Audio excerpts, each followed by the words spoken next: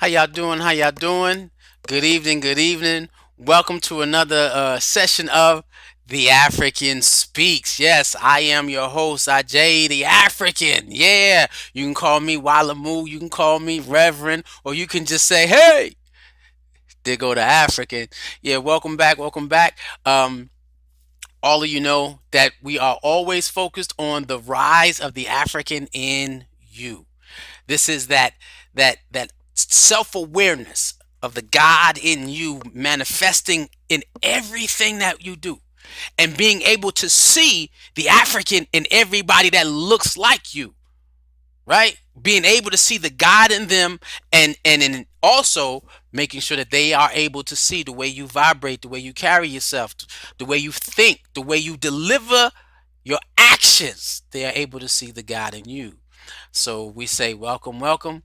This is again our Pan-African, our social media Pan-African movement. So if you are watching us on YouTube, we ask you to please hit the subscribe button and the notification bell so that way when we are live, you are getting notified every time we go live. Now, I've had some individuals who have watched us on the FB, and I've been on punishment. The FB has put me on punishment. And so I'm still on punishment for the next 24 days. It's been like 4, 5 months, and it took me a minute before I even noticed it. And it was off of some old man. When I get off of punishment, I'm gonna tell you what it is, and they probably put me back on punishment. But it was absolutely nothing. However, if you are watching us on Facebook, please hit the like button, hit the subscribe, hit comment, make a comment, share it. Why? Because we're rebuilding our algorithm. I'm telling you now that yeah, I'm creating a super express mode, build my algorithm back inside of 60 days once this is done. So y'all hit like, comment, and share as I come off a Facebook jail. One of our babies were going to the prom, and she was looking beautiful. And I sat down and said, "Hey, don't let me go after somebody's son." They put me on punishment. I'm like, come on. My boy was having a birthday party. It was his birthday. Ferdinand, one love. Tracy, one love. I said the message to Tracy saying, "Hey, Trace, when you see Ferdinand, hold him down and to his arm. And don't forget that pinch for an inch." Punishment. I said, wait a minute. What? So I know I'm being hunted. Why? Because the word that I'm sharing is powerful. What I'm expressing is powerful. We are definitely always focused on the rise of the African. Why? Because it is absolutely a consideration of what is our black power potential. What is the black power potential if we make that decision to surrender, to become even more aware of the African within ourselves? What would it look like if we were one people? We're gonna talk about that. Why? Because that's and that's beginning. And as I continue, I gotta say this because this would not be possible at this particular point in my life. It wouldn't have been possible if it wasn't for me finding My mother home, which is the PAOCC, Pan African Orthodox Christian Church, this month is our church anniversary. So I started giving dialogue in the month of October that helped develop or connect to what we were talking about as a community. And so as we celebrate 69 years of service to the community, 69 years of building toward the liberation of black people, 69 years of freeing black minds, 69 years of freeing black spirits, 69 years of dealing with our diet, our exercise where we free the black body. That's right, mind, body, spirit. Then we talk about integrating it to experience who you are in the creator. That's where I got my lessons from. And so we are celebrating our 69th anniversary. The only place I know that has a good program for that process of liberation. Ain't that something? Not just the individual, but us as a people. And so we're going over our history. And so as we went over our history again, it wouldn't be me. I wouldn't be me without the PAOCC. That's my phrase. I'm gonna coin it and make a T-shirt. Watch, it's coming, church members. Y'all get ready for it. But we're always, as we remember our history and what we've built in the country, because we have the largest black-owned farm in the United States since slavery, right? And in the process of feeding black people the world around, building farms in more than just one city, in multiple farming areas and in other countries, connecting with other nations, African nations, seeking on bringing us back together as a family. This is a big mission, because when you sit down and say, I believe in God, what are you believing in God for? To help you live in a society that is here to condemn you, or build something where they have to respect you for who God called you to be. Definitely. And so we have tons of programming that I'm finishing developing. I just got off the phone earlier. Look out. We got some classes coming for you. When we talk about mind, we got a class coming called Transformations. One Love. We got a developing your best self. Transformations. And so we're gonna make sure that's live. We're gonna get back to our regular design schedule where we're doing all the classes. I'm upgrading the website because I got some big things coming. Woo! With the world of Akiba Land, big things coming. So y'all get ready. So now, last week, we were discussing the science of memory. The science of memory. That's what we were discussing last week. The science of memory. And in discussing the science of memory, one of the things that we just talked about was that long-term memory, right? And we did say that society has to control our mindset because of what we project in our thoughts. And if they can control that, they can control the people. That's why they destroy our history and give it back. Because all we're going to remember was that we are slaves within another society, and that we belong in that fashion, right? And so we said, wait. Now, when we reclaiming our memory, we're reclaiming our history, we're claiming our identity in God. Then there's another sense of memory to tap into, which is that long-term DNA memory. How God placed something in us as a people that no other people have. Because if you sit down and look at the DNA structure and the data within the DNA structure of people of African descent and African people, it's more DNA to pull. So when we're talking about celebrating who we are or who we were to get us here, not only as my church, as a community, I said that they're remembering or getting back to our revolutionary practices or roots. Never left. It's in our DNA. It's who we are as we're building it. Now, during COVID, when we're talking about memory, a lot of times we were talking about mental illness, right? And I said, we're about to scratch all that. Because you can't speak death and expect life. It just can't happen. I'm going to say that again. You cannot speak death and expect life. You have to speak life to expect life and then live life, as to expect life. So today we're going to deal with the issue of some mental fitness. Yes, we're dealing with mental fitness, and for me, in World of Akib Land and the African Speaks, that's exactly what this is. It's always dropping a better seed to get a better product. I got something for that. Where's that? And I had something, and every time when I started dealing with black youth, that's exactly what I started saying. Planting a better seed to get a better harvest. And what does that better than dealing with mental fitness? Mental and spiritual fitness gets you emotional fitness. It gets you physical fitness. It develops, but we're going to deal with mental fitness today. And so with that being said, and dealing with mental fitness, and to counteract what the world is feeding you, we're going to counteract that. I sat down and said, hey, there's no way to celebrate the past by sitting there saying, thank you for what you've done. Thank you for what we created. Let us remember where we came from. Let us take a look at where we are. Now, let us see where we're going. Mental fitness. And you can tell whether or not your mental fitness is on point by the way you project what comes out your head.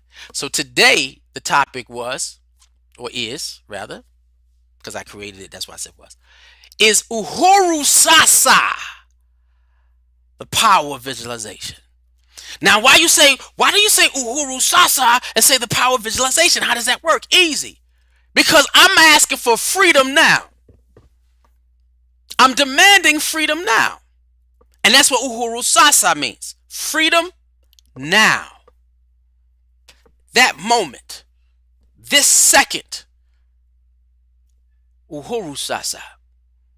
And as a church, as a community, we would always, we call the Holy Order, the Maccabees, they would always dance, and we do a thing, and they yell Uhuru Sasa, which is freedom now. And everybody loves that when they do that ritual. When we do that ritual, and the brothers do that ritual, the Uhuru Sasa ritual, they love it. Singing the song, doing the march, and the brothers getting in the circle. Man, it is powerful. So, but so when we're doing it and we're claiming freedom now, it's not something that is happening in the future, but it's happening instant. It is happening within, and it's happening because we speak it. Freedom now. Because most of the things that you're going through is because you do not have freedom within your thoughts. So that's why we're focusing on mental fitness today. Your Uhuru Sasa freedom now is claiming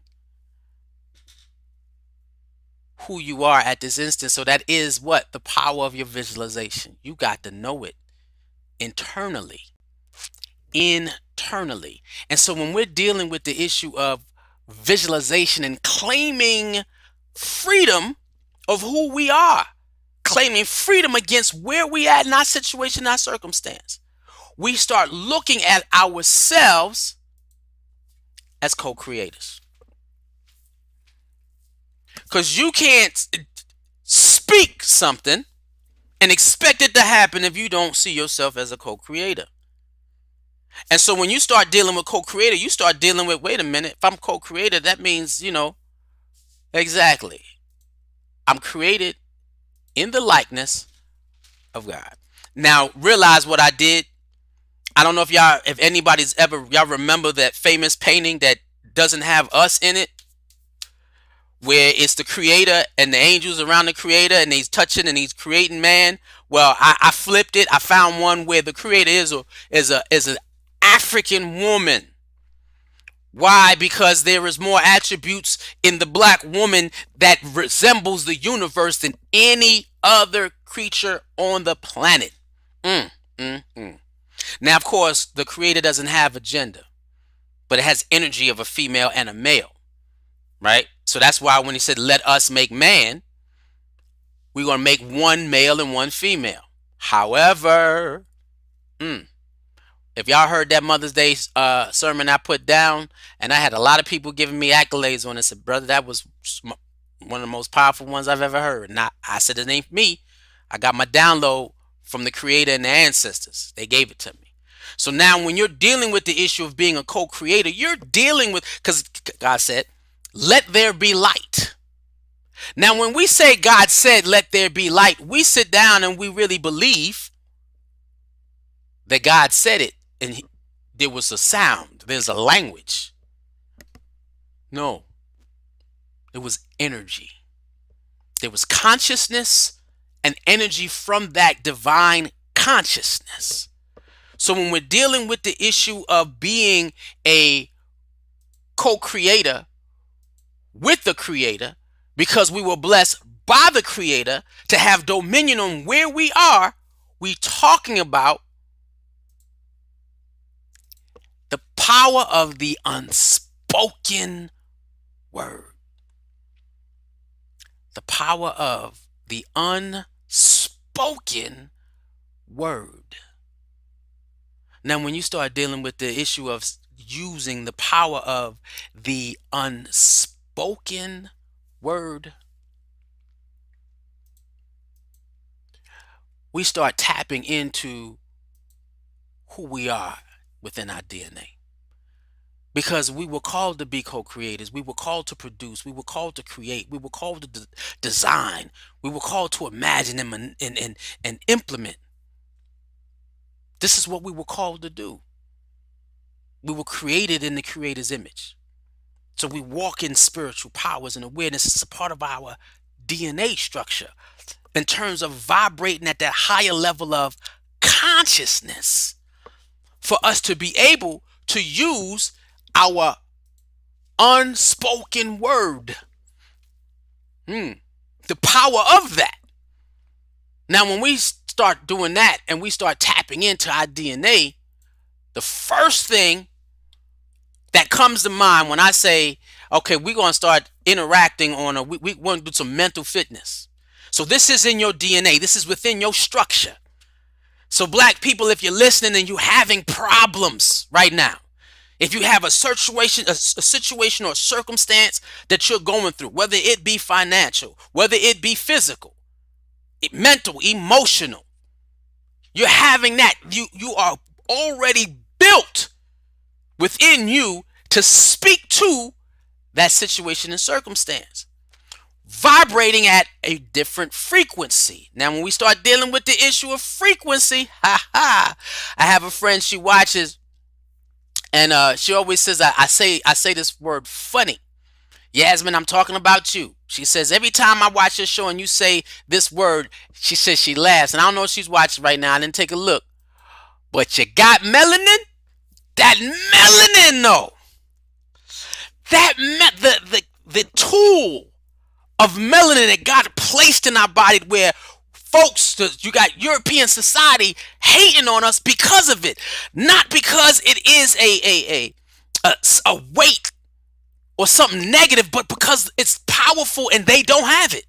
And they don't want us to connect within it or to it and use it according to what it's been given to us for, because then we would change the way the world addresses who we are, because we will be able to vibrate at a higher frequency. This is the built-in DNA tool that God gave for us to vibrate at a different frequency.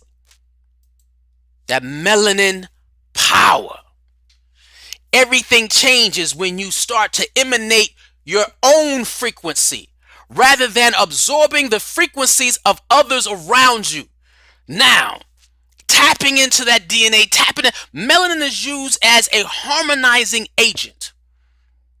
And this is in everything. And we've done lessons and lessons and lessons on melanin. And now anybody can use the power of visualization, but as we as a people who are struggling in these constricted societies need to tap into everything, because everybody don't go through what black folk go through. And it's just not. When you working and we traveling more and we getting out more. Why? But we still don't own and produce anything as a people. And so to be able to get to that point, we got to tap into our genetic makeup and vibrate using the tools to vibrate at that higher frequency.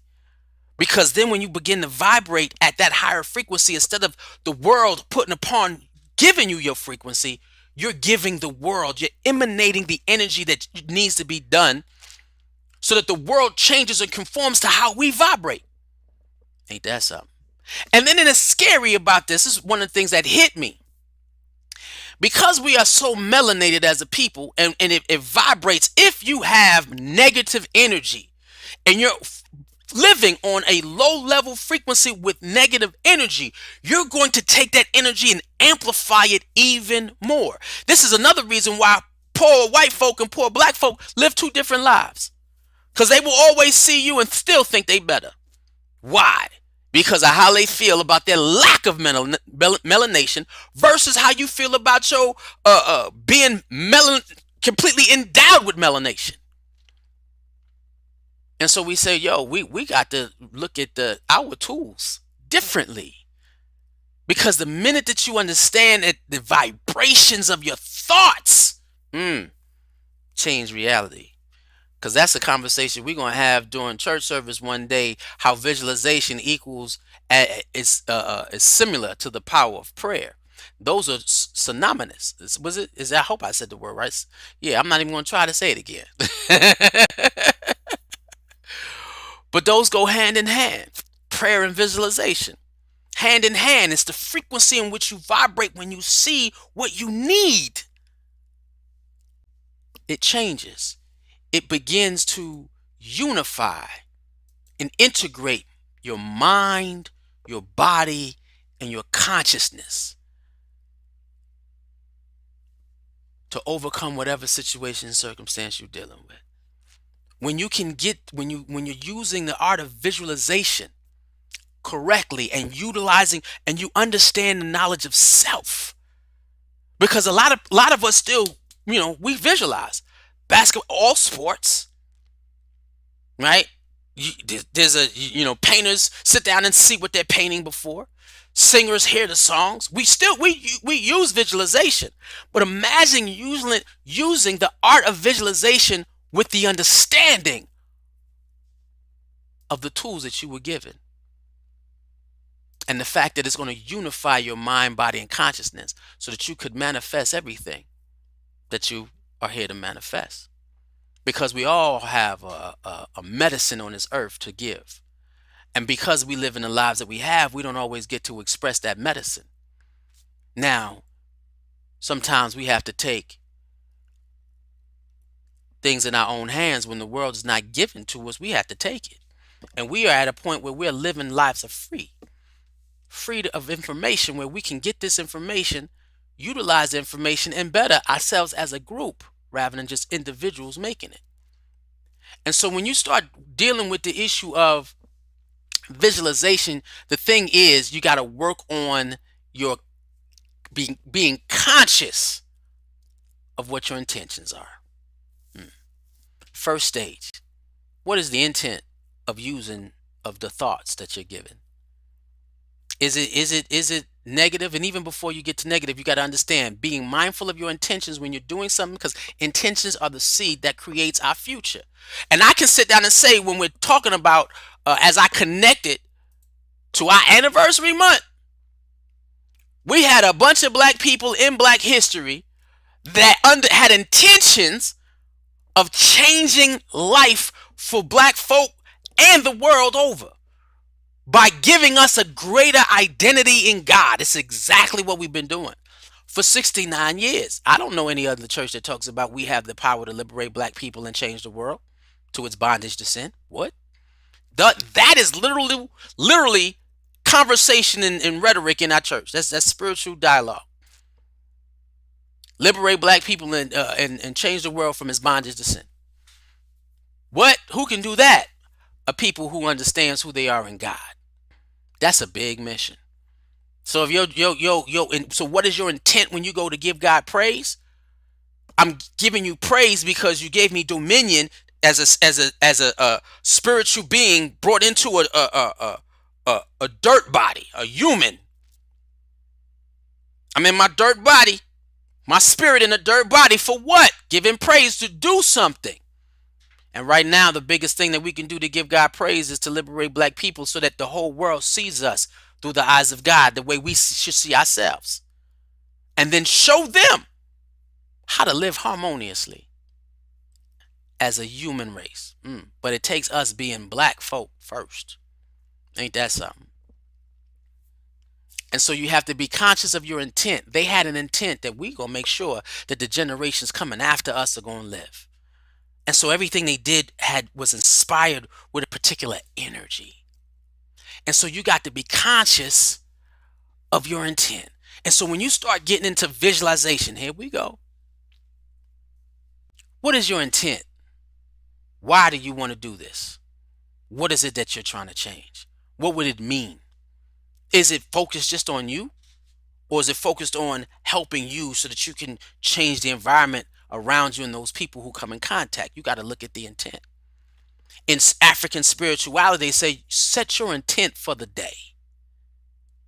What is your intent for that day? Sometimes life gets so hard that you can't focus on your day. And I'll be straight up real. It get hard. So I don't focus on my day. I said, God, give me the next best 5 minutes I can get. And I'm going to wait for 5 minutes. And in those 5 minutes, I'm intending to feel great in those 5 minutes. Then I'm going to give myself 15. Then from that 15, I'm going to give myself 30. From that 30, I can get an hour out of the day where I feel wonderful, because in that tent, I'm intending that this next hour is my greatest hour of the day. How much energy? So when you get there, look at it. Look at the energy. Look at what you want, what your intent is. And then you got to ask yourself, what is the energy that surrounds that intent? Because some people want to do good because of a negative thought. So what is that intent? Hey, I want to have a great day. Why? Because I want to be able to share myself with the world and allow the world to be able to open up themselves to their greater self. My intent is always that to allow God or the Creator and the ancestors to come through me and give me the best life experience I can, so that I may manifest what I'm called to manifest for that moment. That's Sasa, my freedom now.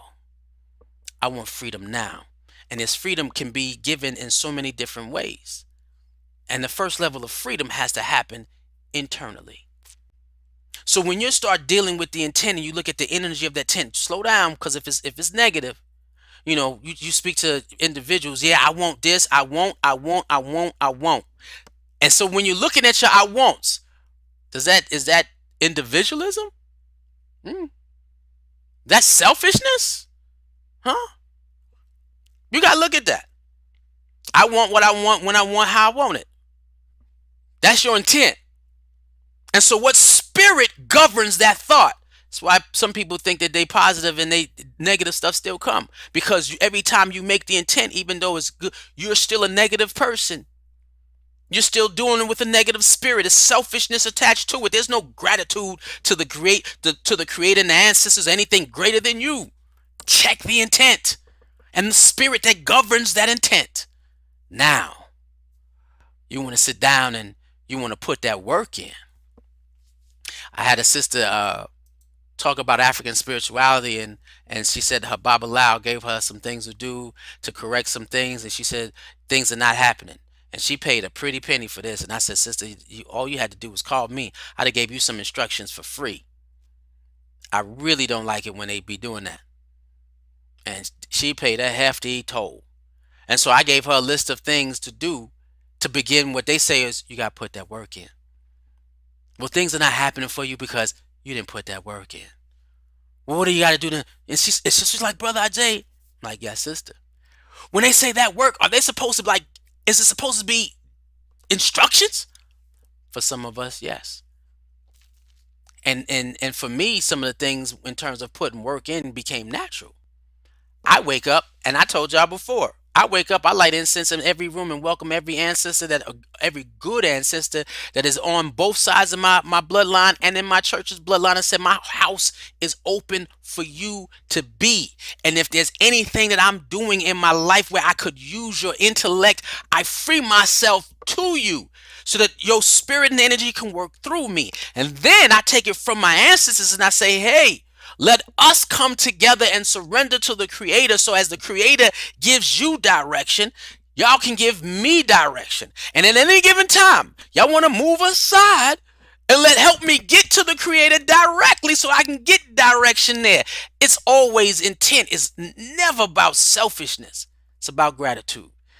And this is why we study our history and those people in it. Why? Because they had intent for a greater sense of self. If your daily journey is about and things are not changing, is because your intent has negative energy. And so you're not going to get what you expect to get if it has negative energy. You got to be blessing every second. And so in that space, when we talk about visualization, how you master the art of visualization. Now I'm gonna tell you, I've been doing this.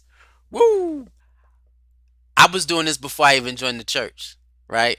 And so before we got to this place where our lifestyle as spiritual beings was always focused on making sure you control mind, body, and spirit.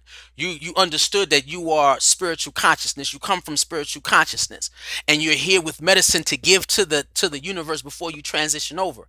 Our journey as an African people is to reclaim our rightful place that was taken from us, and everybody contributes to that in some shape, form, or fashion. I was already doing visualization. Now I'm going to tell you what is the processes I use that work for me, because I'm in the process now of trying to get down to my next level of understanding. So when you're trying to increase your level of understanding, first you got to understand, one, you're accessing your DNA, vibrations, energy, frequency. You got to rid yourself, or not even, we're going to talk about what you don't have to. What you have to do is surround yourself by positive energy. Songs, books, movies, anything that inspires you. Go look at a baby. Happiness, joy, that changes you. That's a frequency changer. Now, for me, the way I started, when I went to start accessing my unspoken word, the first thing I did, and the first thing you do, is you find, even if you're in the middle of a crowded street, on a bus, train, you're in traffic, you can always take your mind away to quiet the noise of existence, where you're within yourself. Now, if you can do it from the privacy of your own home, if you have a room, remember these old stories where they said your grandmama had a praying closet? Where you think she went to? She went in her closet. Why? Because that's how she separates herself from everybody else. Her closet. Visualization is the process of increasing prayer and opening up yourself to allow God to work through you, for you to access the greatest sense of you. I'm co-creating my own existence. So in my quiet space in my home, yes, I light my candles. I cut all the lights off, because light bulbs. Yeah, I can't see the light is right there. It's noise. Noise. Find yourself in the darkest of places if you can.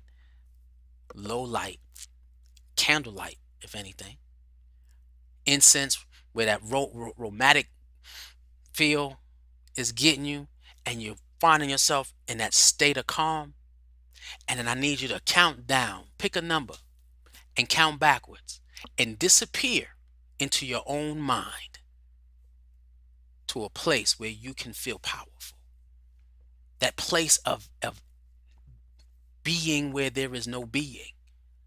There is no limit. And sometimes when I do this, sometimes it's hard for me to reopen my eyes again, because I'm so powerful in this place. And when you get to that space where you're counting backwards and you're deep breathing in your nose, out your mouth, and there's another way you can do it where you hold this nostril, in, hold, count, exhale from next nostril. There's so many different techniques to get yourself there, and you count down and you surrender. And this is what again, this is celebrating my community, because when I came to this community, they were already doing what I did already. And so it made it simple for me to say, yeah, this is home. This is home. And so what I would sit down and do, and I've been doing it. I've been doing it. And a lot of people in my community are looking at how I create, how I do, how I produce easy, because I'm always going inside self to see what manifests there. And not even just what manifests, but what I intend to do with me. And so you breathe and you get down to that point where it's just you and your thoughts. Nothing but space. In my mind, my place is, and I always see it. I'm in Africa. I'm on a mountaintop, and there's a waterfall right outside of this cave. And I'm sitting in the cave, there's a ledge. When I come out the cave, there's a ledge. And I walk out, and the sun is there, and I watch it rise, and the sun sets on me. And again, I'm the sun. I'm in the sun. I'm absorbing the sun. For me, and I'm seeing the creator. And I'm at one with peace. And that's when in the minute that I'm counting down and I'm breathing, and once I'm in that space, I then begin to see the things that I want to see manifest in my life. I take my time. And I've been doing this so much. And as I said, I've been in this church over 28 years. And so that means I've been doing this since I was a kid, because I had to imagine who I was growing up. Imagine what greatness is. What would a man do? That was always, my father left when I was 7, and I was always trying to imagine what would a man do. And so I would allow my thoughts to go. And I always believed that I was limitless, because when I close my eyes and I see myself, I never see myself as having limits. And so you got to be able to quiet yourself and get to that point where you can see the things you want. But you got to police the energy in which you do it. Because if you don't do it in the right energy, the energy of gratitude that God made you who you are, you do it for any reason other than that, it's not going to work out. And you got to be careful, because they say, you get rewarded. The negative spirits will reward you for being negative. So everything ain't divine. Think about it.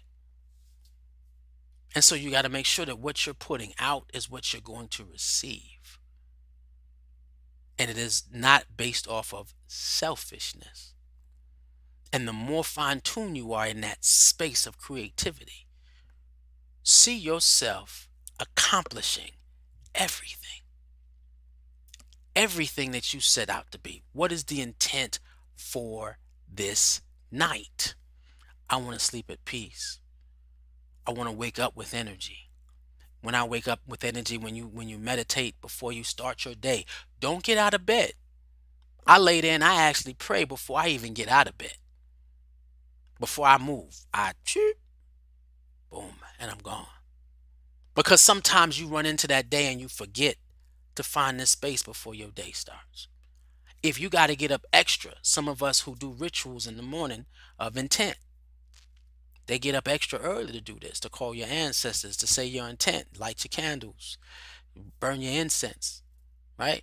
Sometimes I just need to build my vibration. I play drums. Sometimes I listen to drums to build your vibrations, but you got to get to that space in the right energy. Intent. Know it. And then when you start visualizing, they said there was a guy who did a test of basketball players. And they began to visualize three sets of people. Those, and some of us may know this study. Those who were shooting the ball in the hoop, those who only visualized shooting the ball, and those who did nothing. Well, those who did nothing couldn't shoot better after a certain amount of time. Those who practiced did pretty well. Those who only visualized it did just as well as those who practiced and never touched the ball. All they did, and that's why when you sitting there, you seeing somebody dribble, some of them close their eyes, some of them pause, look up. You've seen it. When you see people fight, and if you watch boxing, said, I've seen it in my head. I already know how it's going to go. Visualization. They're taking the time to win in their thoughts. So by the time you open your eye, when you open your eye, you clearly see all that is going to transpire, and you are ready for anything that comes your way. Anything that comes your way. Because by the time you come out of that space of visualization, constantly, you begin to exercise and experience the power that we have that's invisible.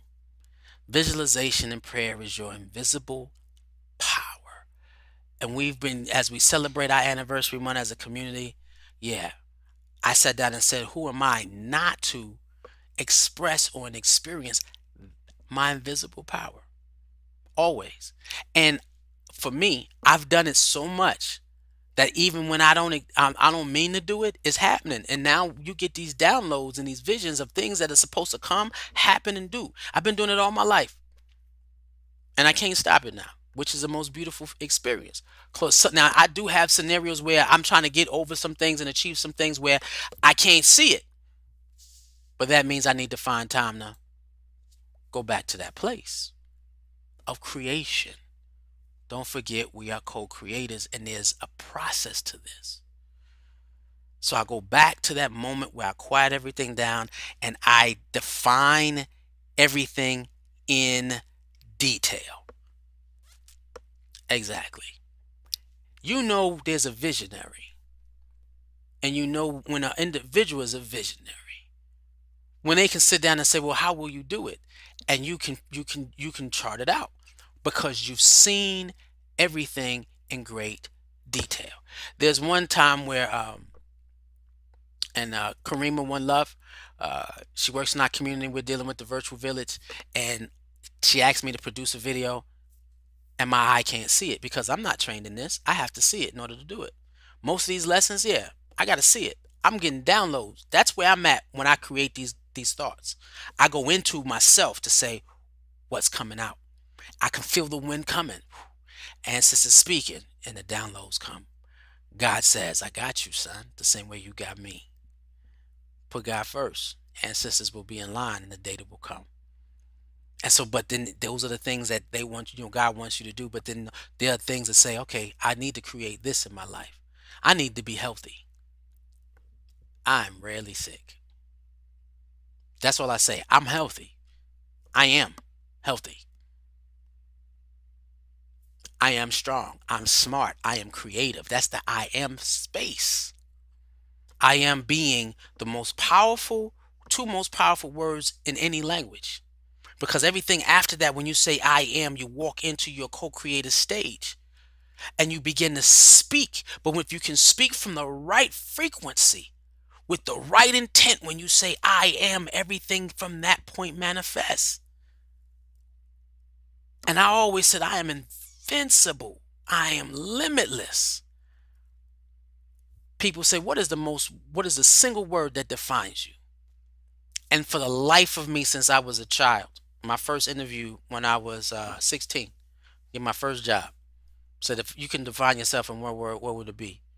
And I paused because I had never been asked that, and I took myself to that place. And I looked at the interview. His name was Michael Gray, and if it was Wendy's on the 34th Street. I remember it was my first job, and I told him I am dynamic, meaning that it doesn't matter my situation or circumstance. I can adapt to whatever it is to get the best out of myself for whatever situation it is. I am dynamic.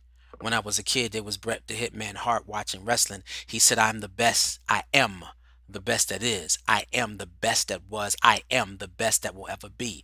Why? Because I am dynamic. I spoke into my life and I believed it. And I walked as though I believed it. And I created experience with other individuals to help them believe it. It's hard when you're around individuals that don't understand the invisible power, and you're trying to show them and teach them and help them. That means your frequency is not high enough to influence.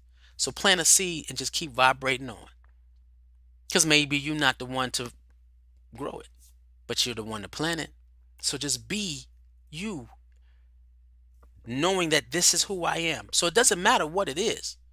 I made a vision that said, you know what? I can literally, some 8 years ago, looking at all the ancestors of my church community and knowing what needed to be done next because we weren't doing it.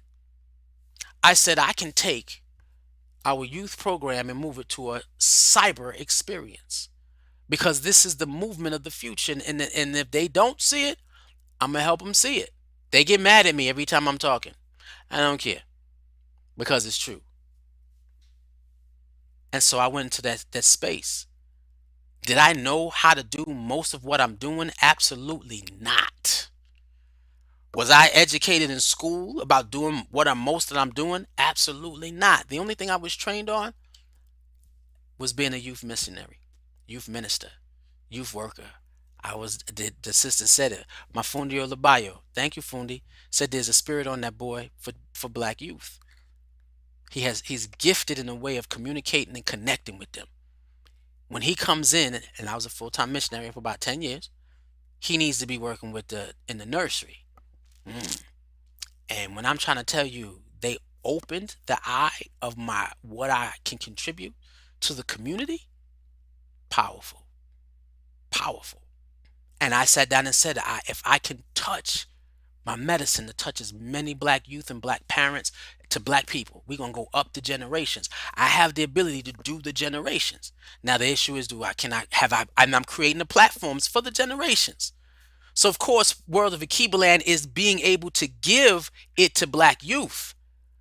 But DaAfrican Speaks is to give it to the young adults and the grandparents too. Can I equate this? I have the gift. Why? Because I said I want to be able to take this and drop that seed in multiple generations. I had to see myself in that space so that I can access that invisible power. So I can manifest what God has called me to manifest. And so as the internet grew, I sat down and told myself I have to be what I don't see. Why? Because I know I'm here to affect the future, and so are you. And so if you're going to affect the future, you have to use your invisible power. So everything that I began to produce, where we at,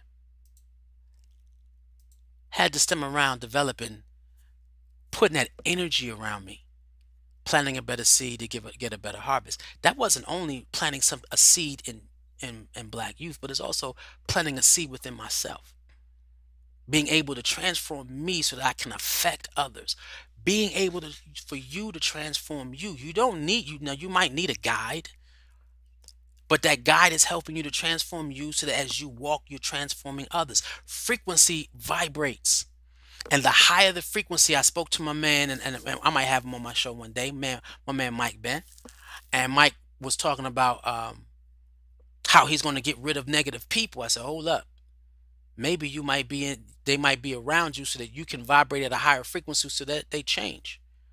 It's easy to live life when you're not around negative people.